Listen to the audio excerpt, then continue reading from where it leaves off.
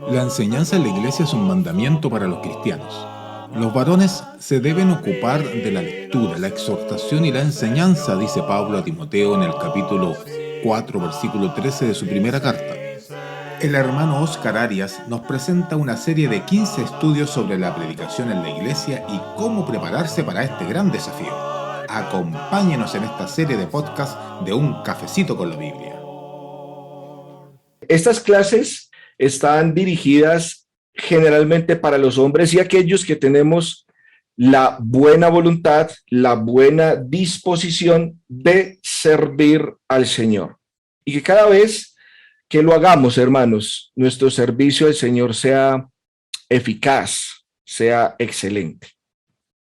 Este curso pues lo voy a estar presentando durante el mes de junio. Espero que podamos cubrir las 16 lecciones que tiene el curso. Y quiero que cada uno de nosotros tengamos en cuenta el lema de estas lecciones, y es 2 de Timoteo, capítulo 2, versículo 2, que dice: lo que has oído de mí ante muchos testigos, esto encarga a hombres fieles, que sean idóneos para enseñar también a otros. Yo siempre he creído, y espero que usted también lo crea, la gran responsabilidad que tenemos nosotros los predicadores de pasar la antorcha, de preparar a aquellos hombres que tengan una buena disposición, que tengan el ánimo, que tengan la intención sincera de su corazón de servir al Señor. Esto es, hermanos, multiplicarnos, ¿no? Esto es extender a otro la posibilidad de que también haga la obra. Formar varones para el servicio.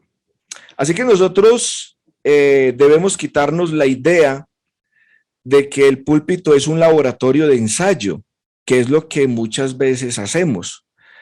Y me incluyo, ¿no? Por ejemplo, se ha dicho que si usted es un varón de la iglesia, entonces se le invita a que, bueno, hermano, en cualquier momento que usted tenga la posibilidad, ¿por qué no nos da un estudio? Y miramos a ver cómo le va. Y resulta que el púlpito llega a ser una prueba de ensayo y error, digámoslo así. A ver cómo le va, a ver cómo le va. Y resulta que a veces pasa, hermanos, que el hermano que se sube al púlpito, pues obviamente con muy buena intención, no podemos nosotros menospreciar la intención que el hermano tiene en pararse allá, pero comete errores que generalmente se pagan caro. Bueno, entonces, hermanos, el propósito de estas clases es presentar de una forma breve y sencilla los principios básicos que tienen que ver con la homilética. Ahora, no es un estudio exhaustivo, teórico de los principios de la dirección pública según se aplican en la predicación. Y vamos a centrarnos en lo específico, en lo que es práctico, más que en lo general y en lo teórico. Así que, hermanos, les digo por la experiencia que he tenido yo en algunas congregaciones locales y en algunos viajes de predicación, que he podido observar la gran necesidad de preparar los varones para que sirvan, como les decía ahora, de una manera eficaz en la obra del Señor, en la iglesia del Señor. Y vuelvo y les repito, para mí es motivo de gozo presentar estas clases y espero, y es mi oración a Dios, que pueda ser útil a cada uno de ustedes cuando llega la hora de servir en las cosas del Señor. Espero que usted tenga un libro o un cuaderno o una libreta de notas para que esté tomando apuntes de cada una de las cosas que aquí yo les voy a ir exponiendo. La lección número 1 es la introducción a la predicación. Y quiero empezar leyendo estas palabras de nuestro Señor Jesucristo en el Evangelio de Juan, capítulo 12, versículo 26. Dice: si alguno me sirve, sígame, y donde yo estuviere, allí también estará mi servidor. Y si alguno me sirviere, mi Padre le honrará.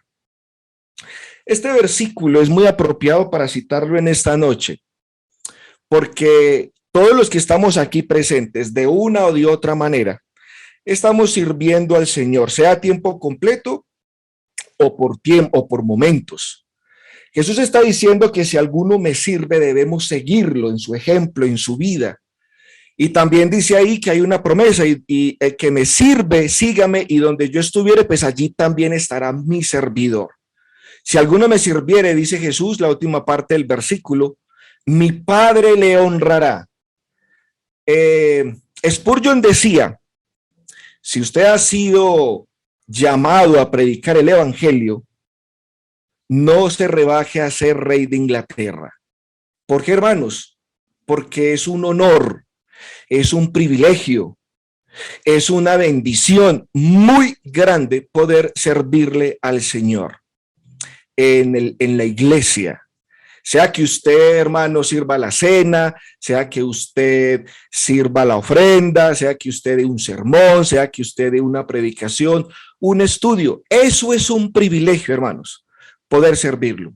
Es un honor, perdone que les haga el énfasis, tener la disposición de que la iglesia cuente con mi servicio, con mi predicación. Pero a la misma vez, hermanos, es un motivo de mucha responsabilidad y requiere, así como nosotros tenemos la voluntad de servir al Señor, debemos también tener la voluntad de prepararnos, porque no es solamente, bueno, yo quiero servir, denme la oportunidad, denme el espacio y bueno, yo allá diré algo, ¿no? No es solamente eso, eso implica más, implica que cada uno de nosotros podamos prepararnos, porque muchos de nosotros tenemos la voluntad de servir, pero tenemos muy poco ánimo de prepararnos, sacar tiempo para nosotros mismos, utilizar herramientas que van a llegar a ser útiles para que mi servicio sea eficaz. Entonces, el énfasis, mis hermanos queridos, y los animo y los exhorto a que continúen en la obra que hacen cada uno de ustedes en la iglesia del Señor. No estoy aquí para recriminarles, ni para decirles que están haciendo algo incorrecto, no, para nada. Es simplemente, hermanos, mostrarle algunas herramientas que le van a servir a usted en su preparación. Así que el énfasis que se hará es que el sermón o cualquier exposición que se haga en la congregación debe basarse y llenarse con la palabra del Señor. La admonición divina es esta: que prediques la palabra. Se convierte entonces en el tema de estas clases de principio a fin.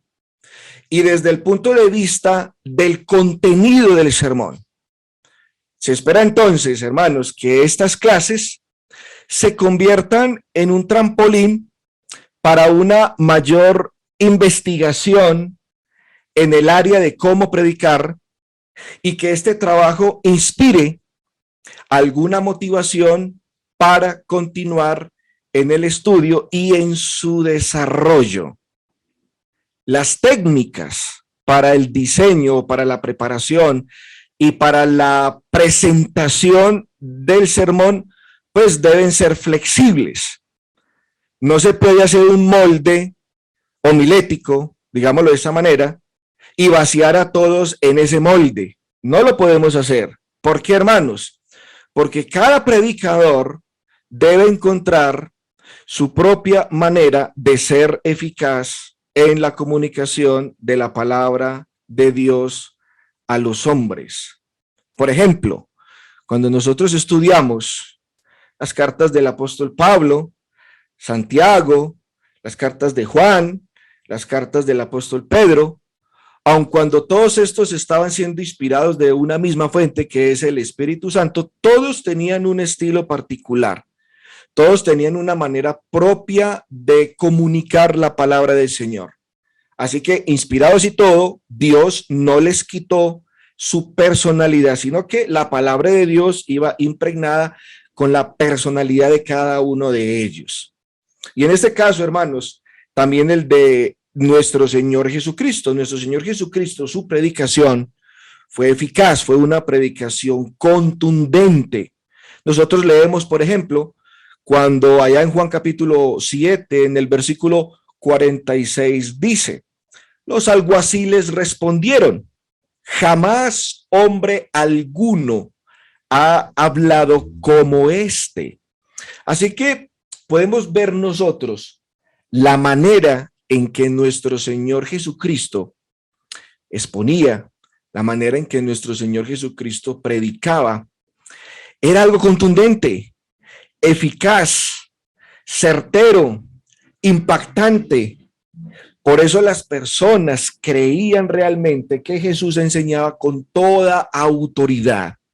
Y estos hombres, cuando fueron a arrestar a nuestro Señor, quedaron impresionados, quedaron estupefactos porque no habían escuchado a hombre alguno cómo Jesús lo hacía, cómo Jesús predicaba. Y esto es lo que nosotros debemos alcanzar en nuestras congregaciones. Cuando nosotros prediquemos, hermanos queridos, que sea contundente, que sea eficaz, que sea certero, que no sean simplemente palabras al aire, sino que realmente lleguen al corazón de los cristianos, que llegue al alma y de ahí puedan salir los frutos que nosotros esperamos de nuestros oyentes, de cada cristiano, de cada cristiana. El diseño y el sermón y la exposición de sermones debe ser algo que nosotros debemos colocarle mucho cuidado. ¿Cómo lo estamos diseñando? ¿Cómo estamos nosotros exponiendo la palabra del Señor? Ahora, un sermón, para que ustedes estén tomando nota, por favor, un sermón debe surgir de tres cosas particulares o de tres puntos básicos. Primero, del conocimiento que tiene el predicador de la palabra del Señor. Y esto es sumamente importante. Vuelvo y repito, un sermón debe surgir del conocimiento que tiene el predicador de la palabra del Señor. Y en este punto, hermanos, déjeme decirle lo siguiente. El apóstol Pablo decía en Primera de Timoteo, capítulo 4, en el versículo 13. Entre tanto que voy, ocúpate en la lectura, la exhortación y la enseñanza. También decía ahí en 1 Timoteo capítulo 4 en el versículo 15, ocúpate en estas cosas, permanece en ellas para que tu aprovechamiento sea manifiesto a todos. Un anciano una vez me dio este consejo: ávido lector será aquel que quiera ser predicador. O sea, pues, que el predicador debe sacar un buen tiempo y espacio para la lectura, para estudiar. Pablo así se lo decía a Timoteo ahí, como leíamos en 1 Timoteo capítulo 4, versículo 13. Subraya en ese versículo, ocúpate en la lectura. Así que, hermano querido, mire, si como una vez me dijo un hermano, mire, a mí no me gusta leer. La verdad, no me llama mucho la atención la lectura, pero sí quiero que me den la participación en el púlpito. Entonces yo más bien le dije al hermanito, de muy buena intención, obviamente, mire, hermano, más bien dejemos la predicación en el púlpito a un lado. Y cuando usted tenga el espacio, cuando usted se organice, cuando usted tenga el tiempo para dedicarse al estudio personal, a estudiar las escrituras, a leerlas, a conocerlas, entonces ya podremos nosotros considerar un espacio en el púlpito. ¿Por qué? Como les decía al principio, el púlpito a veces nosotros lo hemos tenido como un laboratorio de ensayo. Párese allá a ver cómo le va. Párese allá a ver qué tal le va con el sermón del domingo. No, así no funciona el asunto. Y así no debería funcionar. Cada hermano que se para en el púlpito a dar, así sea, la cena, la ofrenda, un sermón, un estudio o alguna explicación en particular, debe estar preparado, al menos debe conocer muy bien qué es lo que le va a decir a la congregación. Por eso Pablo enfatiza en el versículo 15, ahí mismo de 1 Timoteo capítulo 4, ocúpate en estas cosas, permanece en ellas, para que tu aprovechamiento sea manifiesto a todos. La iglesia debe saber, debe conocer que el que está parado allá realmente se está nutriendo, que el que está parado allá realmente se está edificando, que el que está parado allá realmente aprendió, estudió, preparó y organizó muy bien su material.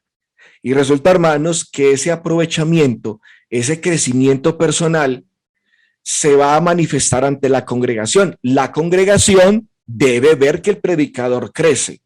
Cada vez que un hermano se para allá, debe traer muy buenas lecciones para la congregación, muy bien preparadas y organizadas. De esa manera, la iglesia podrá ser edificada.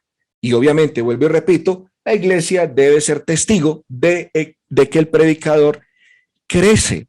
Pero esa tarea, hermanos, se llevará a cabo, o este mandamiento que encontramos en el versículo 13, en el versículo 15, esto se podrá lograr solamente de una manera: que usted se ocupe en la lectura, se ocupe en esas cosas y permanezca en ellas. Como decía también el apóstol Pablo en su carta, describiéndole a Timoteo, dice, nutrido con las palabras de fe, etcétera, etcétera.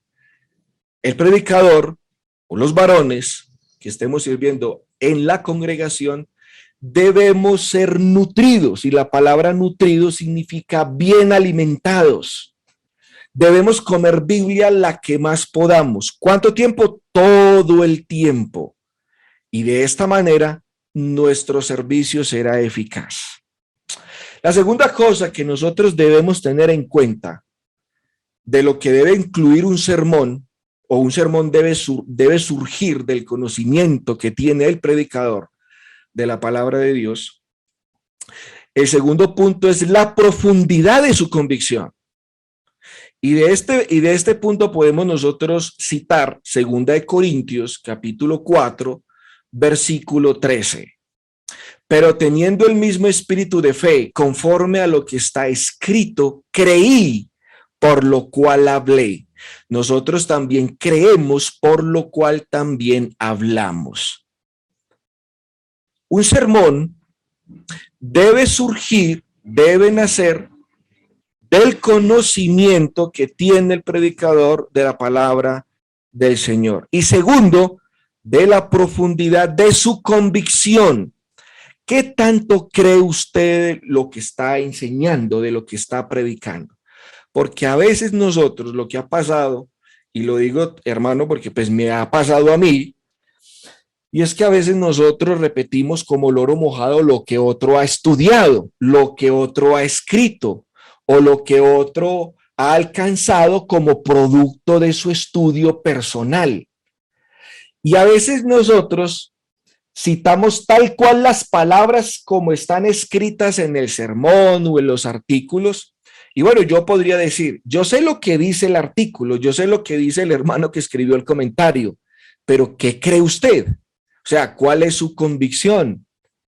Entonces, en esto de predicar el evangelio, es muy importante la profundidad de nuestra convicción. ¿Qué tanto de lo que usted está enseñando, qué tanto de lo que estamos predicando realmente nosotros creemos? No lo que cree otro, no lo que comentó otro, no lo que creemos nosotros. Y esto se lleva a cabo, hermanos, haciendo el punto número 1, dedicándonos nosotros propiamente al estudio personal, con nuestras herramientas, con nuestro tiempo, con nuestras habilidades, hacer de nuestra vida, de nuestro carácter, realmente algo sólido, firme. Y cuando usted lo escuche en el púlpito, convencido, seguro, certero de lo que está hablando, convence. La gente le va a creer, la gente le va a aceptar el mensaje. Pero si nosotros llegamos al púlpito, hermanos, divagando, sin saber para dónde vamos, empezamos diciendo algo y terminamos con otra cosa, o hablamos tanto y al final no decimos nada, realmente esas cosas no van a llegar al corazón del cristiano, no van a llegar al corazón de la iglesia. No vamos a convencer de una manera certera a cada una de las personas que nos están escuchando. Por eso, la convicción de cada uno de nosotros debe ser profunda. Debemos creer, asimilar cada una de las palabras del mensaje que nosotros vamos a transmitir. Si hablamos con seguridad, si hablamos con convicción, déjeme decirle, hermano, que ya tiene un buen terreno ganado en su exposición y en la entrega del mensaje. La tercera cosa, hermanos queridos, que nosotros debemos tener en cuenta de un sermón debe surgir del conocimiento que tiene el predicador, de la profundidad de su convicción. La otra es la conciencia de las agudas necesidades espirituales de los hombres. Todos nosotros debemos conocer no solamente el material que estamos predicando, sino a quién se lo estamos compartiendo. Y es que debemos conocer las necesidades de la iglesia, las necesidades de la congregación. Cada congregación local tiene necesidades propias, no son particularmente las mismas necesidades de la otra congregación. Por eso cuando uno lee las cartas de Pablo, Pedro, Juan, prontamente nosotros nos vamos a enterar que cada carta tiene un mensaje particular, va dirigido a una necesidad de esa iglesia local.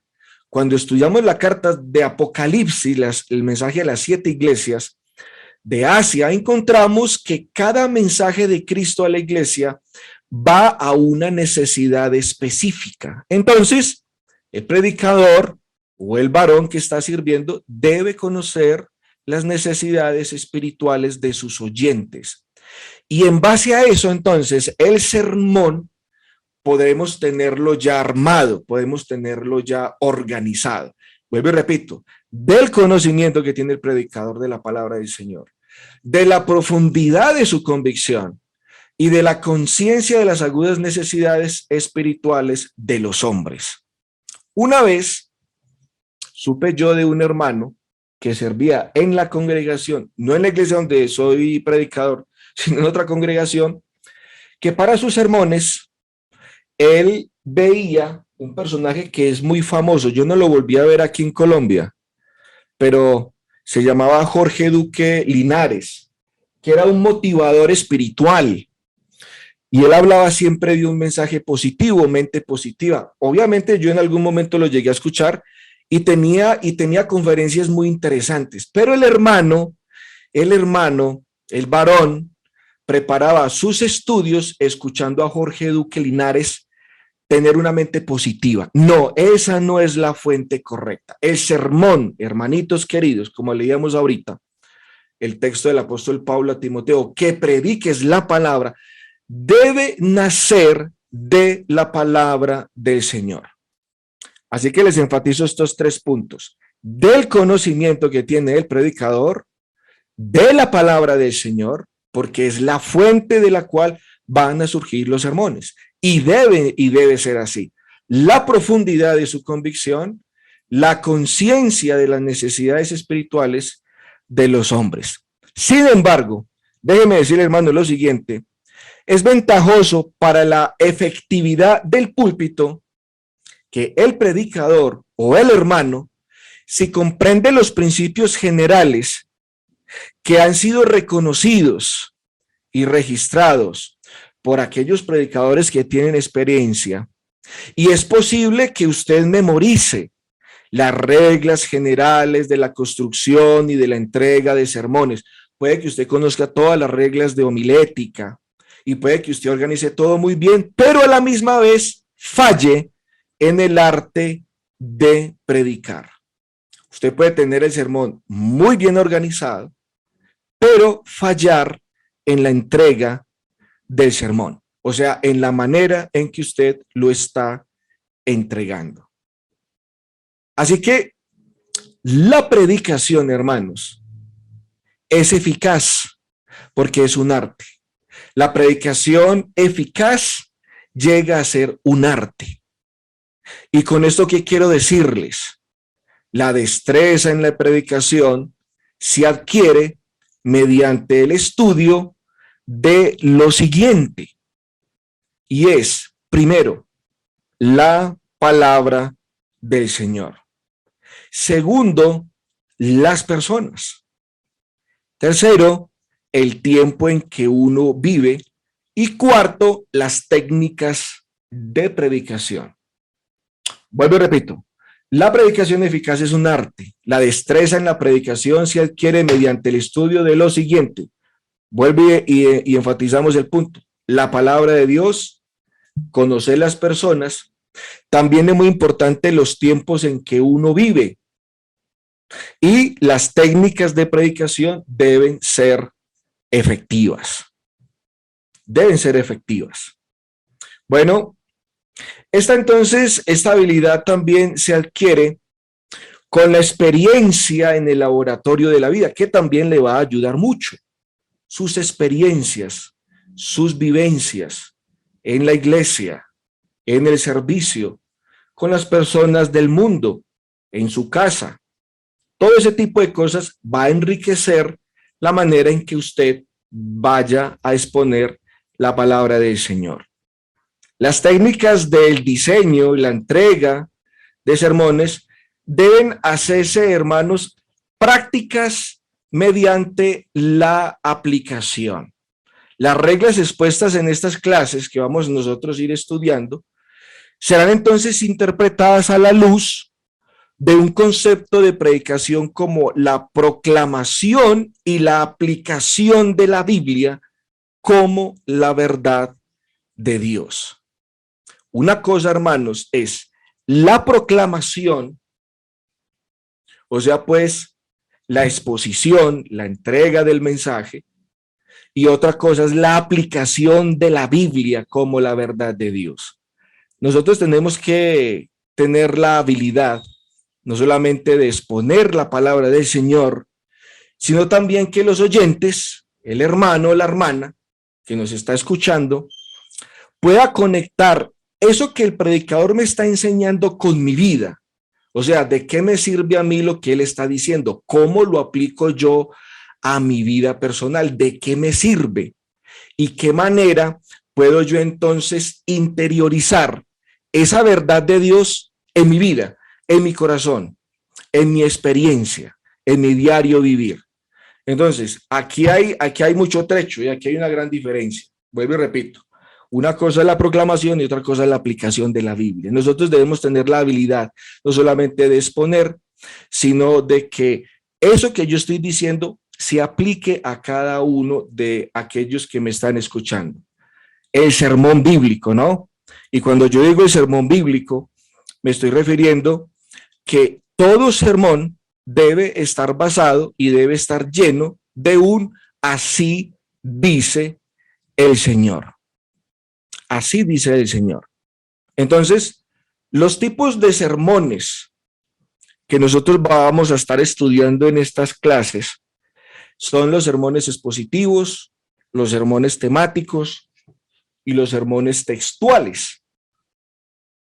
Para nosotros poder llegar a cumplir con esa gran encomienda de así dice el Señor. ¿Y cómo estamos nosotros impartiendo esta enseñanza? Bueno, por medio de sermones expositivos, temáticos y textuales. Y estos o cada uno de ellos serán explicados como métodos de predicación bíblica.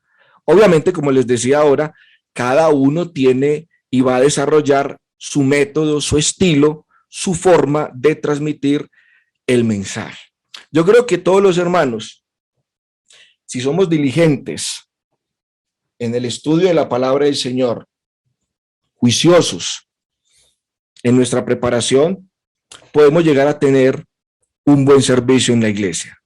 Así que las técnicas del diseño y la entrega de los sermones efectivos no son un fin en sí mismos, así como los sermones póngame cuidado lo que le voy a decir, los sermones no son un fin en sí mismos.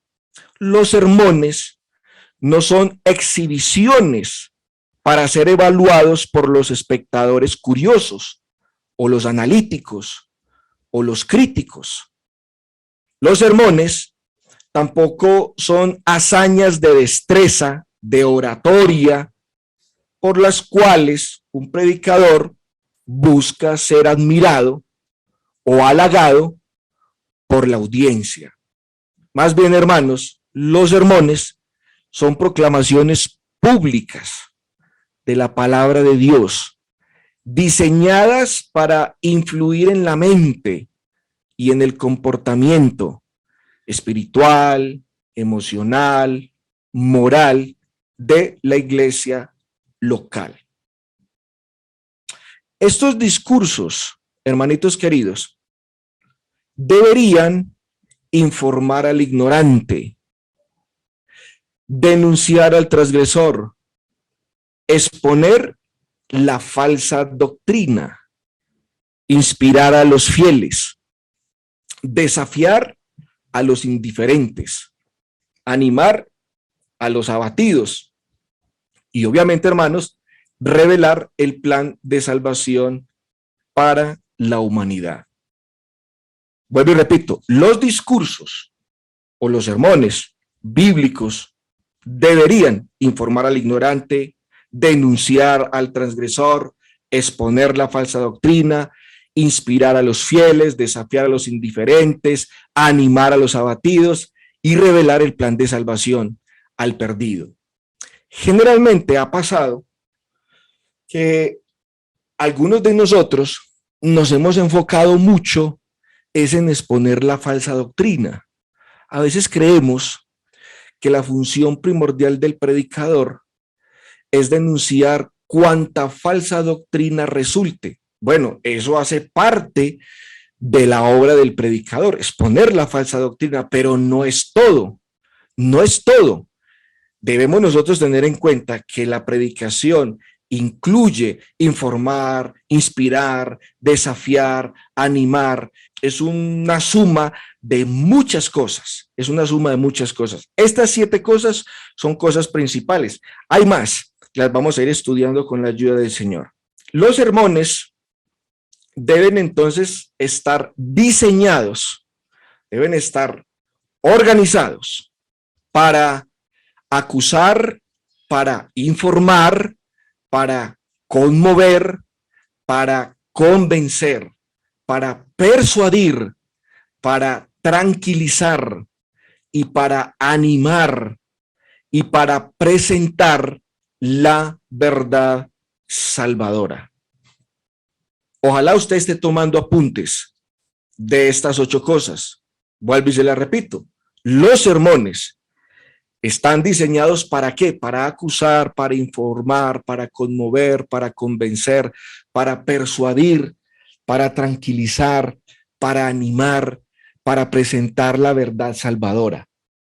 No es solamente, hermanos, como pasa en las congregaciones locales con los hermanos que empiezan a presentarse ante el púlpito, es que creen que el púlpito es para dar rejo, para acusar, para denunciar, para condenar. Ya no es solamente eso, hermanos. Es también para animar a los hermanos, para convencerlos, para conmoverlos en su conciencia, para tranquilizar a aquellos, como Jesús decía, aquellos que vienen trabajados y cargados con muchas cosas, darles un descanso para el alma. El púlpito debe ser un tesoro de muchas cosas para la congregación. Y el buen predicador, el buen expositor, no solamente va a condenar muchas cosas, sino que también va a enriquecer a la congregación cuando sus sermones en todo momento siempre estarán diseñados de una manera diversa para llevar a cabo todas estas cosas en el corazón del cristiano. Los sermones que cada uno de nosotros presentemos no deben ser testeados por un estándar superficial de una aprobación de los demás. O sea, nosotros no estamos allá para que los hermanos, la iglesia, nos apruebe el sermón sí o no. No están diseñados tampoco los sermones para la aprobación o el aplauso de los oyentes. No están diseñados para ganar la admiración del público, ¿no? O que el público nos admire, sino que los sermones deben ser evaluados a la luz de los valores sostenidos. ¿Cuáles son esos valores sostenidos? ¿Cómo podemos nosotros evaluar y determinar la calidad de aquel que nos está predicando en sus sermones o la calidad de los sermones? ¿Cómo nosotros lo debemos testear? ¿Cómo nosotros los debemos, digámoslo, calibrar? Bueno, se calibran, no se testean, hermanos, es por medio de las almas salvadas y también por las vidas dedicadas a Cristo, y mientras la palabra proclamada dirige, guía, moldea la vida de los oyentes. Nuestros sermones, la predicación, hermanos, el servicio en la iglesia desde el púlpito, debe alcanzar estas dos cosas. Y como nosotros entonces sabemos la calidad del sermón, qué sermón tan bueno, qué sermón tan eficaz.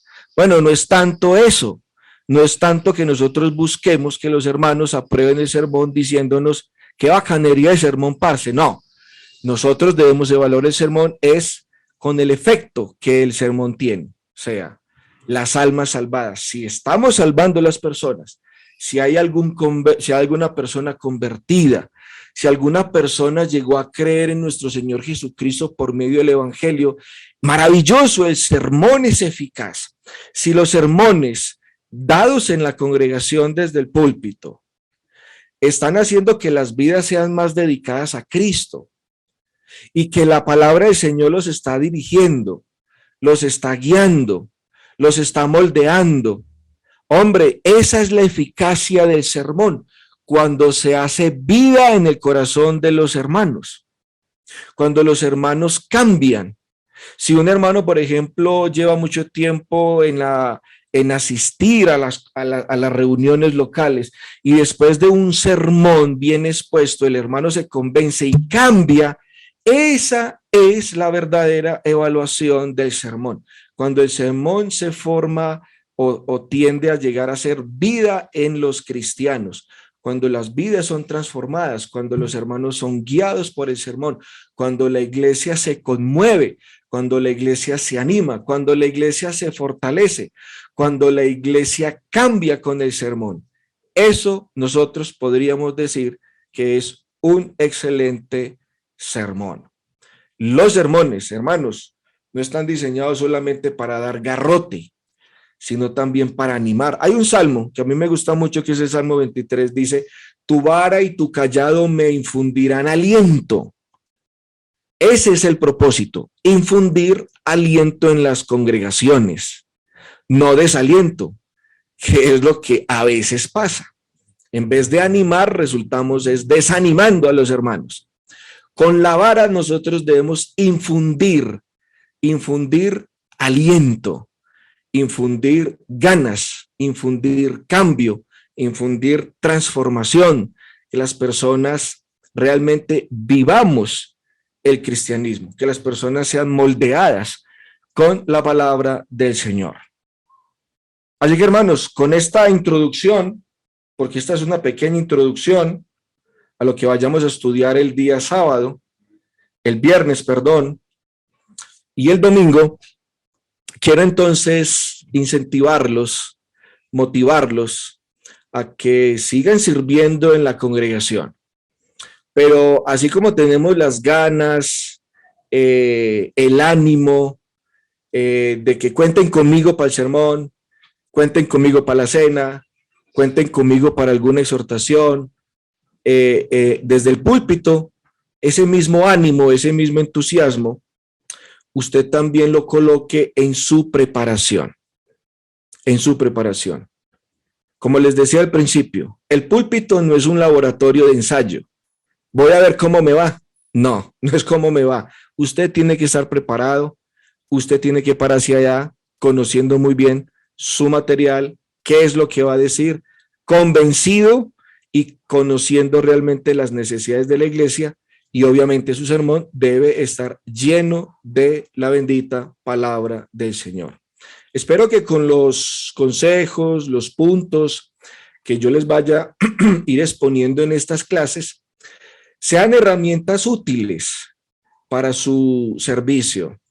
No estoy pretendiendo que que usted llegue a ser el mejor de los predicadores, pero que al menos, hermanitos queridos, el servicio que le estemos prestando al Señor mejore, que nuestro servicio cada día sea excelente, eficaz, que los hermanos vean que realmente estamos creciendo y de esa manera la iglesia también pueda llegar a ser edificada. Motivar a los hermanos a que el don que tienen de la predicación, porque obviamente la predicación es un don, es un llamado de parte del Señor, lo podamos nosotros avivar, ¿sí? Ese don se puede perder, la capacidad de enseñar se puede echar a perder si nosotros no atendemos diligentemente a este tipo de cosas. Bueno, hermanos, muchas gracias por su atención. Espero que podamos vernos con la ayuda del Señor la próxima clase. Yo les había mandado la invitación en un principio de inscripciones, pero no, la inscripción es que usted entre, la inscripción es que usted permanezca, la inscripción es que, ¿cuántos estamos aquí? 57, que los 57 interesados no perdamos nosotros el entusiasmo y que al final de estas clases todos podamos estar aquí presentes, estudiando, hermanos, la bendita palabra del Señor y en este caso, prepararnos para poder ser mejores en el servicio del Señor.